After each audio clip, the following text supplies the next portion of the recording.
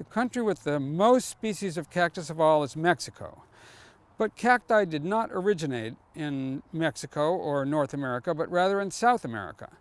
And South America has a great many also, including this little one with the yellow flower, which is called Lobivia aurea variety leucomala.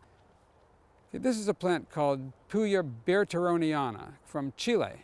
And when it comes into bloom in the spring, nobody can believe that those flowers are real. They have this amazing metallic blue-green color that just looks like somebody painted it instead of something that nature made all by itself. So you notice the flowers are at the middle, and then these spurs emerge, and that tip of the spur serves as a place where a bird can perch while it feeds on the nectar of the flowers, and in doing so pollinates the flower. So it helps the plant to have that little perch so that the birds have a place to come and visit. One of the plant groups we have an outstanding collection of here at the Ruth Bancroft Garden is yucca.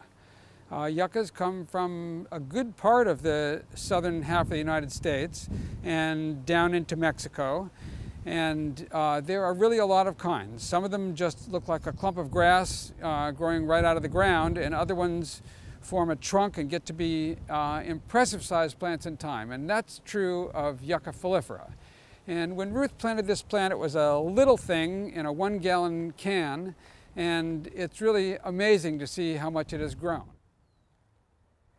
So Ruth always had a strong interest in aloes. She liked things that had a rosette shape, and she liked the range of colors in the leaves as well as the flowers on different aloe plants.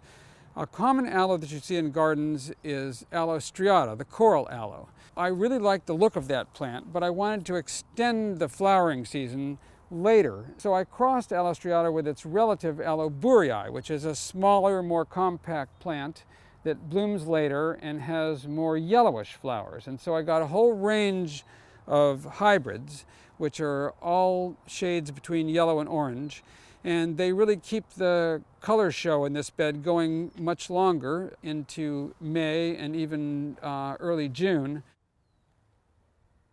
Aeoniums are wonderful plants for their rosette form. When they bloom, it's like this eruption of a cone of flowers out the middle of the plant that's really quite breathtaking. Okay, when Ruth first started the garden, a lot of her plants were not yet mature enough to flower. And for a burst of color in the spring, she relied heavily on ice plants. And this is a good example, Lampranthus spectabilis from South Africa. And it comes in a range of colors. You can see pink ones and purple ones and red ones and magenta ones. Agaves are called century plants on the theory that they bloom after 100 years, but that's really not so. Agaves might take less than 10 years or maybe up to 30 or 40 years, but not a century to bloom. But when they do, it's quite a show. They put up this huge stalk that looks almost like an asparagus shoot coming up, and then makes flowers up there at the top.